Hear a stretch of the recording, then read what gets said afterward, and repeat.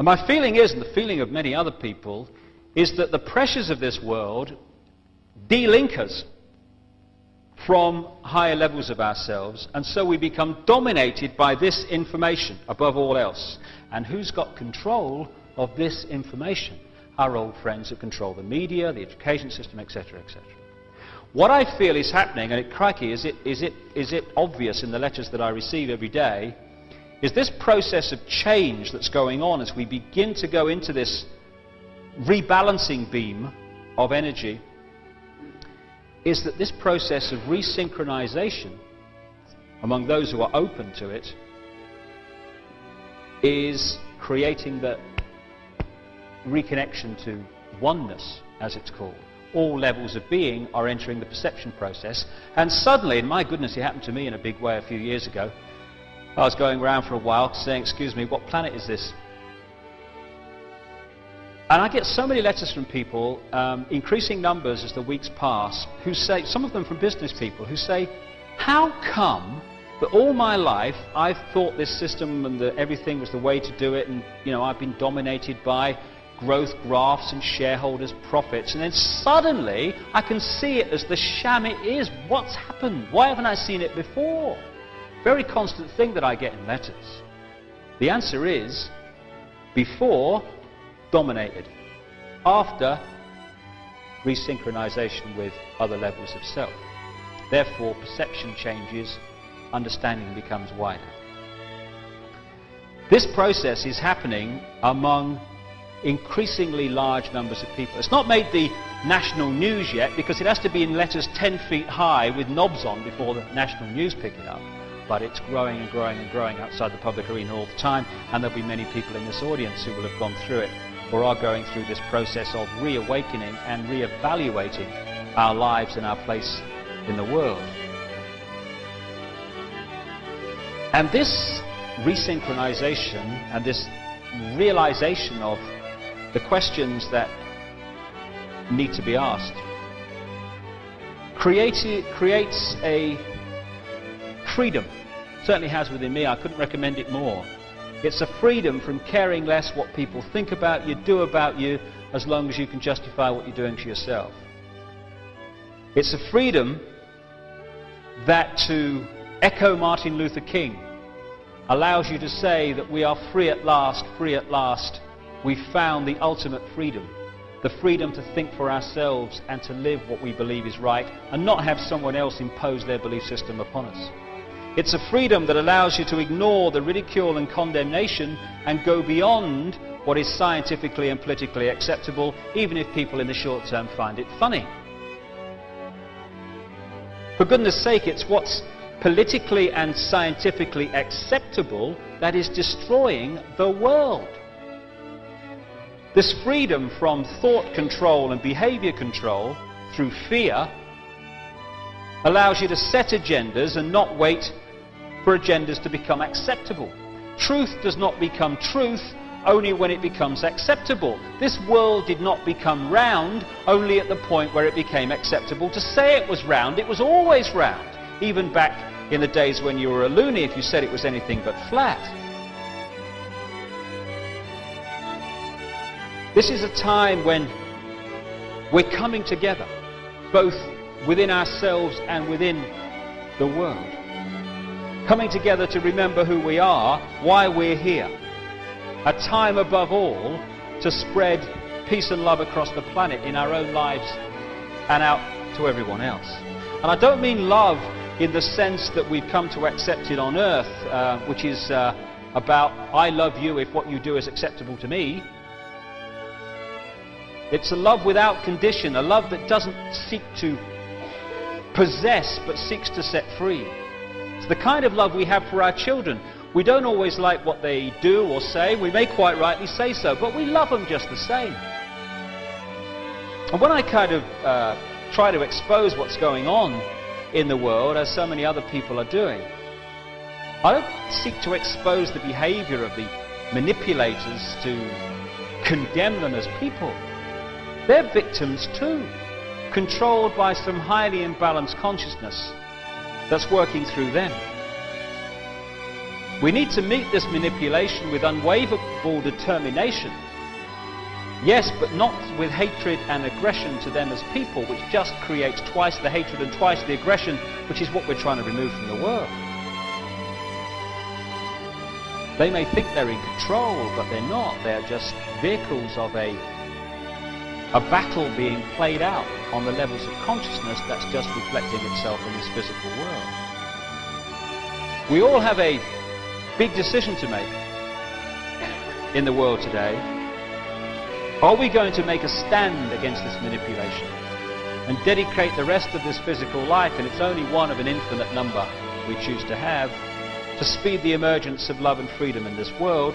Or are we going to shrug our shoulders, have a good laugh, order another beer, switch over the TV channel, and allow ourselves to become another official microchip implanted robot? If we sit down or look the other way, that's what we're voting for, and more important, that's what we're condemning our children to also.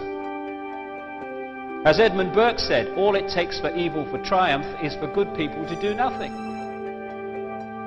We are the generations today that are in a point of decision that can allow us to leave our children in nightmare, or be the first generations for goodness knows how long to leave our children a better world than the one we found.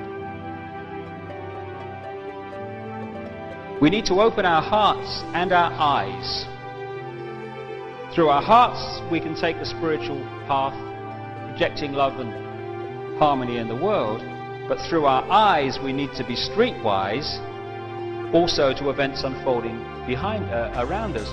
If we fuse the streetwise and the spiritual, then it will become an unstoppable tidal wave of change, a change that will reveal the truth about humanity, that we are not evil, we are not stupid, but we can appear to be both sometimes if we fall for the manipulation. And that's a very good point, a positive point that comes out of all this. I keep hearing when I've tried to say we need a better world, we need this, we need the other, we get this thing, you've probably had it too, you'll never get past human nature, mate, that's the problem, not worth it. But hold on a minute, it's documented in very detailed terms how the two world wars in this century were engineered and manipulated into existence. And these other major wars in the world, that wasn't human nature, that was engineered, manipulated human nature. And human nature in its true form is very different to the one we are supposed to accept as the case.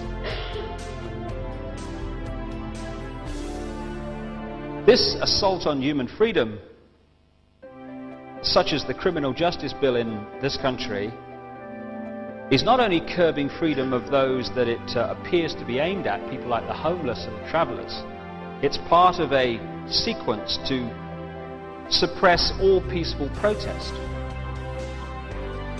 If they'll take away the freedoms of travellers and the homeless, they'll take away freedoms of anyone when it suits the plan, even those in the leafy lanes of suburbia. As one victim of the Nazis said, first they came for the communists, and I did not speak out because I was not a communist.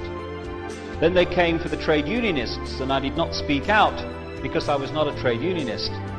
Then they came for me, and there was no one left to speak out for me. More than anything, I feel we need to let the divisions between us fall away.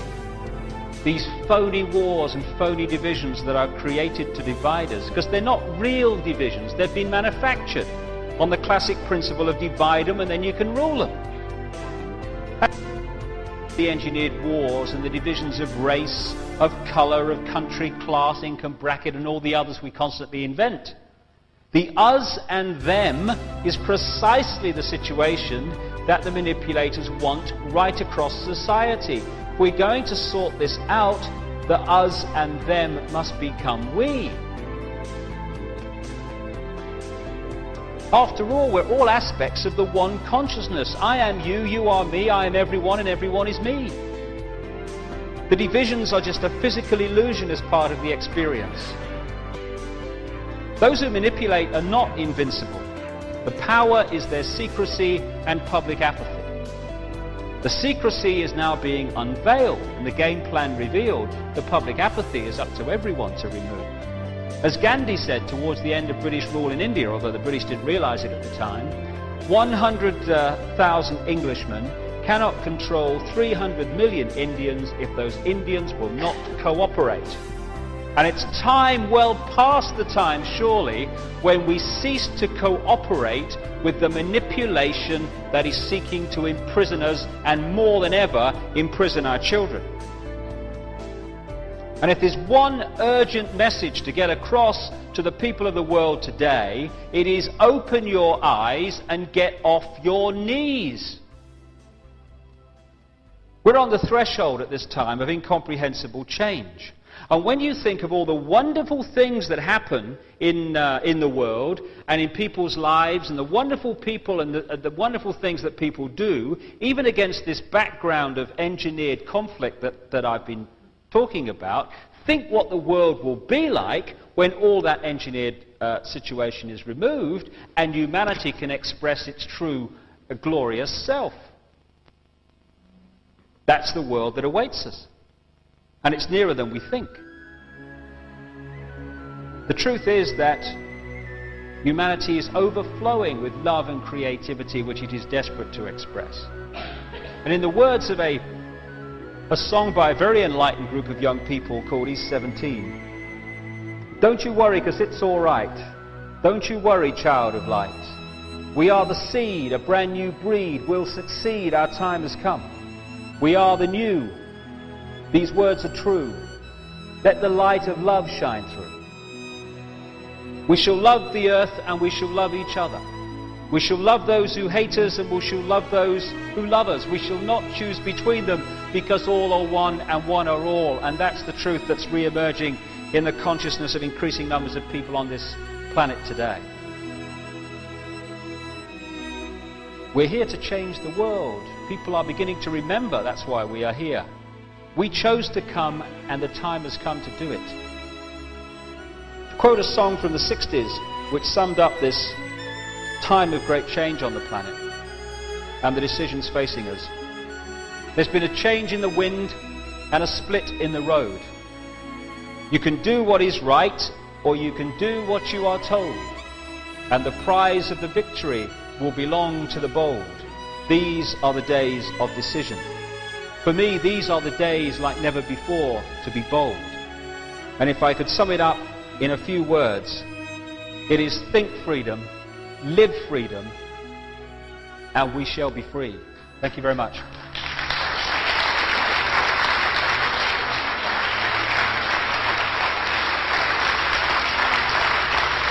Thank you.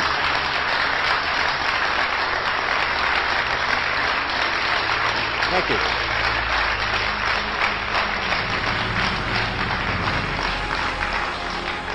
And that's what we're being offered the chance to do now, to turn the master key called Becoming Conscious that will bring an end to this. It's being given to us, we just need to take it. And to take it, we need to say enough. Enough of being enslaved by these people, enough of being enslaved by our manipulated ignorance, enough of being enslaved by the fear of being who we are.